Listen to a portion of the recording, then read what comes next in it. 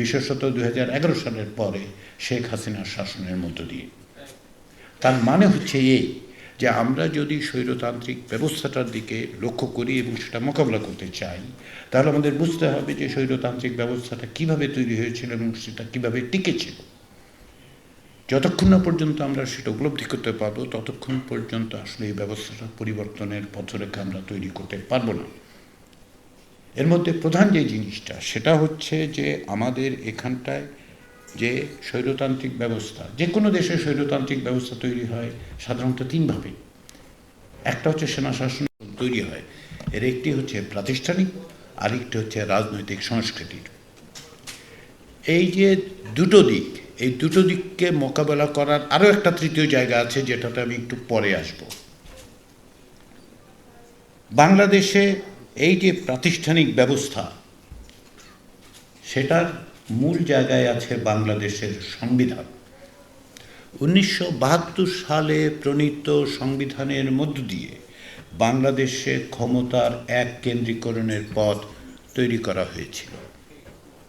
আমি আবার বলি, 1972 সালে তৈরি করা সংবিধানের মধ্য দিয়ে যেদিন ওই সংবিধান গৃহীত হয়েছে, সেদিন থেকেই বাংলাদেশে ব্যক্তিতান্ত্রিক স্বৈরতান্ত্রিক ব্যবস্থা প্রতিষ্ঠার পথ উন্মুক্ত করে দেওয়া হয়েছে। আমি একটা উদাহরণ দিই, তাহলে আপনি বুঝতে পারবেন।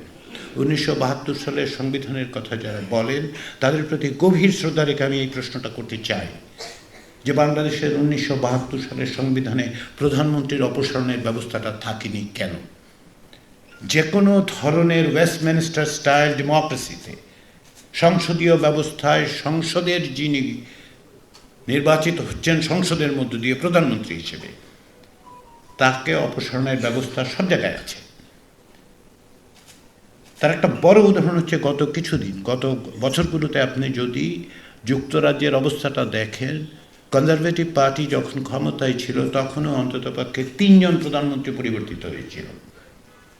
দল ক্ষমতা থেকে যায়নি যতক্ষণ না পর্যন্ত আরেকটা নির্বাচন হয়েছে এবং লেবার পার্টি বিজয়ী হয়েছে। তাহলে এই ব্যবস্থাটা থাকে। বাংলাদেশে 1972 সালের সংবিধানে সেটা ছিল না, এখনও নেই।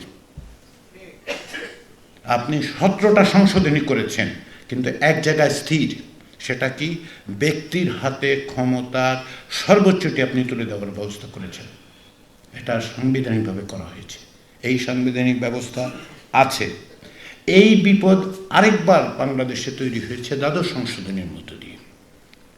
যখন 1990 সালের গণ অভ্যুত্থানের মধ্য দিয়ে বাংলাদেশে গণতান্ত্রিক ব্যবস্থা প্রতিষ্ঠার সম্ভাবনা তৈরি হয়, তখন বাংলাদেশের দুটো প্রধান রাজনৈতিক দল সংসদে বসে যেই সংশোধনীতে পাশ করেছিলেন, এবং বাংলাদেশে অধিকাংশ সংবিধান সংশোধনী পাশ হয়েছে একদল দ্বারা, দুই দল একসঙ্গে একত্রিত একমত হতে পারেনি। দ্বাদশ সংশোধনী এইসব বিরল সংশোধনীগুলোর একটা। তখন কি হয়েছে? 1975 সালে শেখ মুজিবুর রহমান যখন একদলীয় ব্যবস্থা তৈরি করেন চতুর্থ সংশোধনীর মধ্য দিয়ে, রাষ্ট্রপতি শাসিত ব্যবস্থায় সমস্ত রকম ক্ষমতা যে রাষ্ট্রপতির হাতে তুলে দেওয়া হয়েছিল, সেগুলি 1990 সালে ডিসেম্বর পর্যন্ত অব্যাহত থাকে। এটা জিয়াউর রহমানের সময় থাকে, জেনারেল এরশাদের সময় থাকে। থাকবার পরে যেটা হয়েছে, যখন 90 পরবর্তী সময় 91 সালে দ্বাদশ সংশোধনীর মধ্য দিয়ে সাংবিধানিকভাবে বাংলাদেশ সংসদীয় ব্যবস্থায় ফিরে গেছে, তখন রাষ্ট্রপতির হাতে যত ক্ষমতা ছিল সেই ক্ষমতাগুলো প্রধানমন্ত্রীর হাতে তুলে দেওয়া হয়েছে। প্রধানমন্ত্রী যে কোনো রকম সংসদীয় ব্যবস্থায় যথেষ্ট পরিমাণে ক্ষমতাশালী হন, এটাই স্বাভাবিক, এটা খুবই স্বাভাবিক। কিন্তু বাংলাদেশের ক্ষেত্রে বিপদটা তৈরি হলো যখন রাষ্ট্রপতির হাতের অভাবনীয় ক্ষমতা, সেই ক্ষমতা কার্যত প্রধানমন্ত্রীর হাতে আপনি তুলে দিলেন। তাহলে প্রধানমন্ত্রী কি হলেন? তিনি রাষ্ট্রপতির ক্ষমতাও পেলেন, প্রধানমন্ত্রীর ক্ষমতাও পেলেন। এইরকম একটি ব্যবস্থার মধ্যে যখন আমরা প্রবেশ করলাম, তার সঙ্গে যেটা ভয়াবহভাবে রূপ নিল সেটা কি? সেটা হচ্ছে যে প্রধানমন্ত্রীকে প্রশ্ন করা যাবে না, প্রধানমন্ত্রীকে অপসারণ করা যাবে না, এরকম একটা ব্যবস্থা আপনি রেখেছেন। তার সঙ্গে অনুচ্ছেদ 70কে আপনি মেলান। এর বিভিন্ন রকম পরিবর্তন আমরা দেখেছি 72 সাল থেকে। কিন্তু একটা জিনিস কিন্তু ঠিক আছে, সেটা কি? সেটা হচ্ছে আমরা অনুচ্ছেদ 70-এর মধ্যে দেখতে পাচ্ছি যে আপনি প্রধানমন্ত্রীকে অপসারণের কোনো ব্যবস্থা করতে পারবেন না। শুধু তাই নয়, এমনকি আপনার দলের বিরুদ্ধে ভোট দিলে আপনার সংসদ সদস্য পদ চলে যাবে। এখন এবার মেলান, এটা খুব সহজ অঙ্ক। আপনি প্রধানমন্ত্রীর হাতে অভাবনীয় ক্ষমতা দিয়েছেন, তাকে অপসারণ করার পদ বন্ধ করে দিয়েছেন বা রাখেননি, এবং সংসদ সদস্যদেরকে তার অধীনস্থ করেছেন। প্রাতিষ্ঠানিকভাবে এক ব্যক্তির শাসনের আর কি বাকি থাকতে পারে আমাকে একটু বোঝান তো। রাষ্ট্রবিজ্ঞানের 2-4 পাতা পড়ার মতো অভিজ্ঞতা আমার তো আছে। সেই থেকে যদি আমি এই প্রশ্নটা করি যে আর কি পথ আপনারা খোলা রাখলেন, ব্যক্তির ক্ষমতার রাখেনি, এইটা হচ্ছে প্রাতিষ্ঠানিক ক্ষেত্র। কিন্তু এটা শুধু প্রধানমন্ত্রীর বিষয় নয়। কিন্তু খেয়াল করে দেখুন, বাংলাদেশে যখন আমরা 90-এর পরে তবু যেই ভঙ্গুর একটা গণতান্ত্রিক ব্যবস্থা ছিল, সেই গণতান্ত্রিক ব্যবস্থাটা ধ্বংসপ্রাপ্ত হয় 2009 সালের পরে। এখন এই যে ভঙ্গুর, আমি বললাম যে ভঙ্গুর ব্যবস্থাটা ছিল 1990-91 সালে 90-এর গণ অভ্যুত্থানের মধ্য দিয়ে আমরা কিছু ভঙ্গুর গণতান্ত্রিক প্রতিষ্ঠান পেলাম। আমি ভঙ্গুর বলছি কেন? কারণটা হচ্ছে এই যে ধরুন বিচার বিভাগ, বাংলাদেশের সংবিধান বলছে যে বিচার বিভাগ স্বাধীন, ঠিক আছে, বিচার বিভাগ স্বাধীন। কিন্তু বিচার বিভাগের স্বাধীনতার কথা যখন আপনি বলছেন, তখন কিন্তু এটা নিশ্চয়তা বিধানের কোনো পথ রাখছেন না। তার একটা বড় জিনিস হচ্ছে এই যে বিচার বিভাগ কতটা স্বাধীন। হ্যাঁ, বিচার বিভাগের স্বাধীনতার কথা অনুচ্ছেদ 22-এর মধ্যে আছে, 94 অনুচ্ছেদ সেখানেও আছে। কিন্তু আপনি এটা পড়তে হবে আমাকে 115 এবং 116 অনুচ্ছেদের সঙ্গে। কি অর্থে? আপনি অধীনস্থ আদালতের পুরোটাই রাষ্ট্রপতির হাতে তুলে দিয়েছেন। বিচার বিভাগের অর্থের জন্য বিচার বিভাগকে যেতে হয় আইন মন্ত্রণালয়ের কাছে। তার আর্থিক স্বাধীনতা নেই, তার অধীনস্থ আদালতগুলো নিয়ন্ত্রণ করার কোনো অধিকার নেই। তদুপরি এমন একটা ব্যবস্থা তৈরি করা হয়েছে বিচারপতি নিয়োগ করার, যেখানে সুপারসিশনটা আছে এবং রাজনৈতিক বিবেচনায় নিয়োগগুলি হচ্ছে।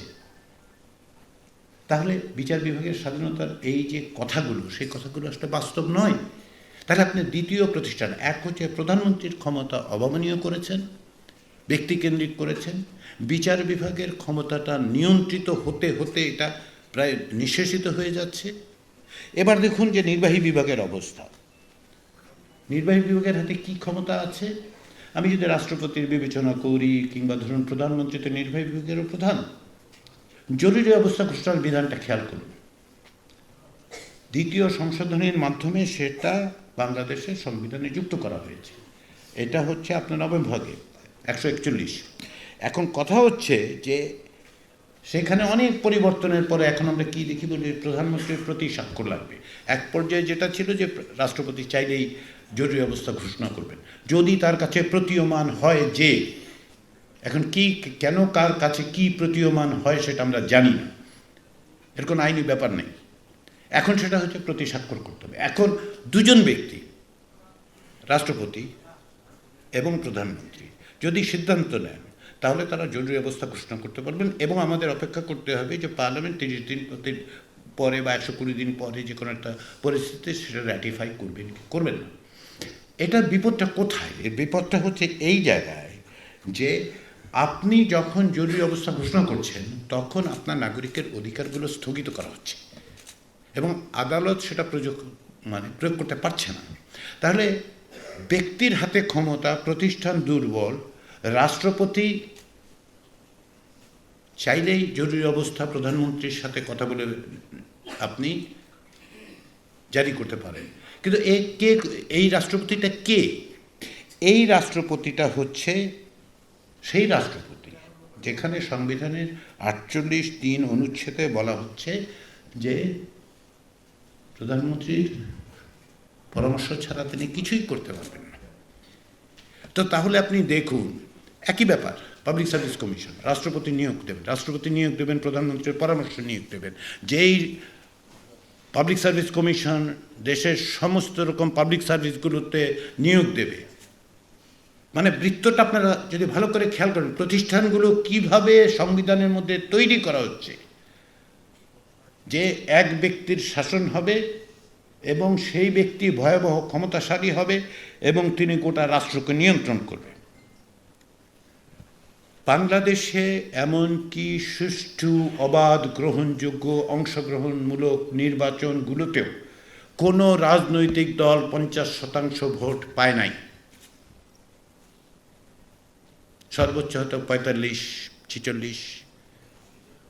তার মানেটা কি? তার মানে হচ্ছে যে যারা ক্ষমতায় যাচ্ছেন তারা আসলে কার্যত ধরেন 50%, 50% বেশি কম লোকের সম্মতি নিয়ে যাচ্ছেন।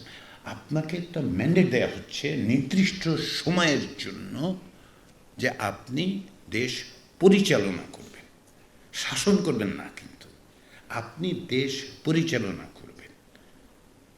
তার জন্য আপনি একটা নির্দিষ্ট সময়ের ম্যান্ডেট পেয়েছেন। এই যে ম্যান্ডেট পাওয়া জিনিসটা যে